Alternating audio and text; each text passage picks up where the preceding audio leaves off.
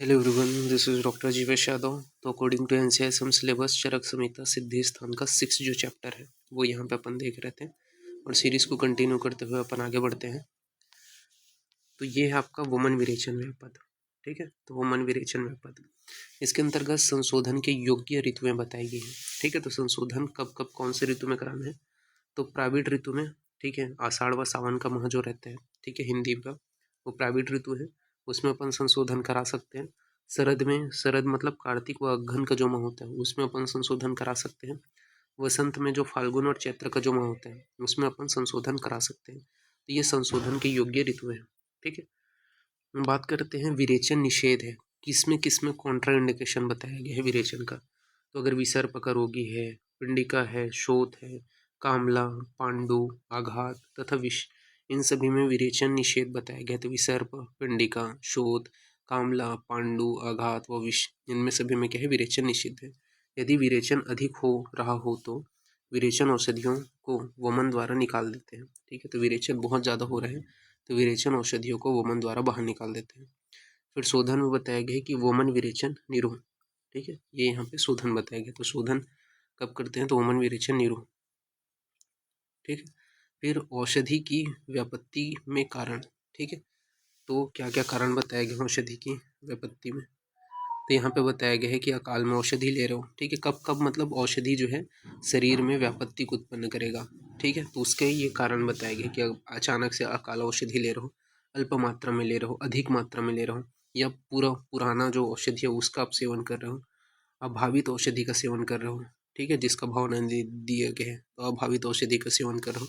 असम्यक संस्कृत यानी कि निर्माण उचित प्रकार से नहीं हुआ, ऐसी औषधि का सेवन कर रहे हो तो व्यापत्ति उत्पन्न करेगा, मतलब कॉम्प्लिकेशन उत्पन्न करेगा। ठीक है, तो अकाल में औषधि ले रहे हो, अल्प मात्रा में ले रहे हो, अधिक मात्रा में ले रहे हो, पुरानी औषधि ले रहे हो, अभावित औषधि ले रहे हो, असम्यक संस्कृत औषधि ले रहे हो। ठीक है, तो ये व्यापत्ति को उत्पन्न करेगा। फिर शोधन की व्यापत्तियाँ बताई, संशोधन की व्यापत्तियाँ बताई गए, मतलब संशोधन कराते हैं तो उसके क्या क्या कॉम्प्लिकेशन उत्पन्न होते हैं। तो चिकित्सा चतुष्पाद की विगुणता होती है, तो चिकित्सा के चतुष्पाद की विगुणता। ठीक है, इसके अलावा अयोग व अतियोग से होने वाले जो है, ठीक है, वो व्यापत्तियाँ होती हैं।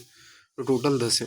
ठीक है, तो ये चीज़ याद रखना। ये श्लोक है कि आद्यमान परिकरितस्य स्त्रावो हृदगात्रयो ग्रह जीवादान सविभ्रम सह स्तंभ्य सोपद्रवक्लम। कौन से हैं? तो पहला है आद्यमान, फिर है परिकर्तिता, स्त्राव, हृदग्रह, गात्रग्रह, जीवादान, विभ्रंश, स्तंभ, उपद्रव और क्लम। टोटल जो है 10 व्यापत्तियां बताई गई है। तो आद्यमान, परिकर्तिता, स्त्राव, हृदग्रह, गात्रग्रह, जीवादान, विभ्रंश, स्तंभ, उपद्रव और क्लम।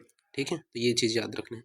अतियोगजन्य कौन से हैं? तो अतियोगजन्य में बताया गया है कि परिकर्तिता, जीवादान और विभ्रंश, ये क्या है? अतियोगजन्य है।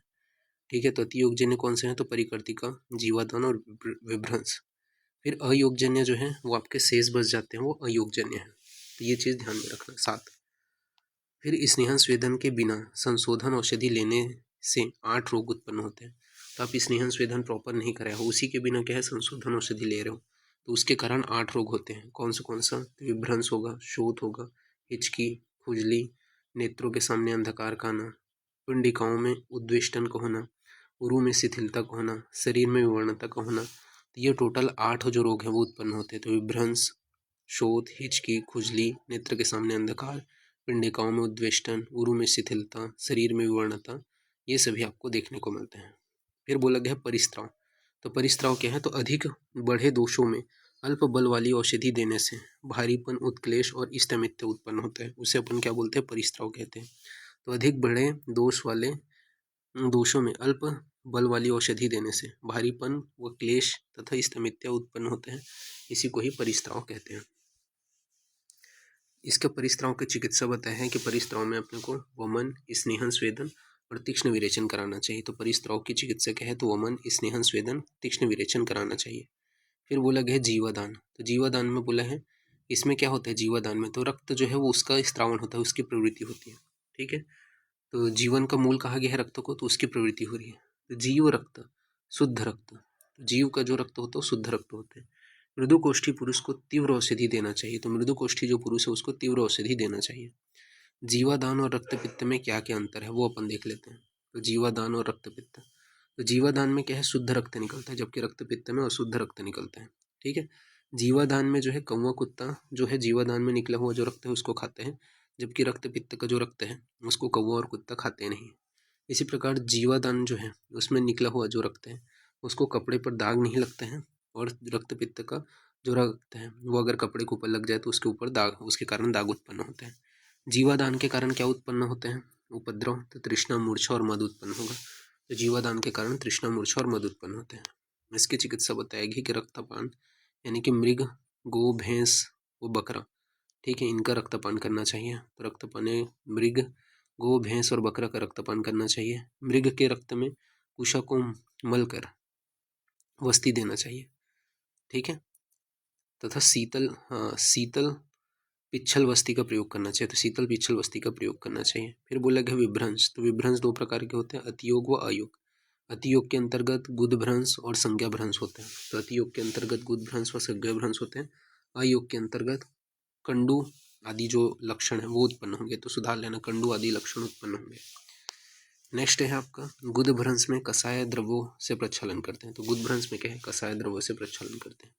फिर क्लम की चिकित्सा बताया है कि क्लम में वमन, लंघन, पाचन तथा तीक्ष्ण शोधन कराते हैं।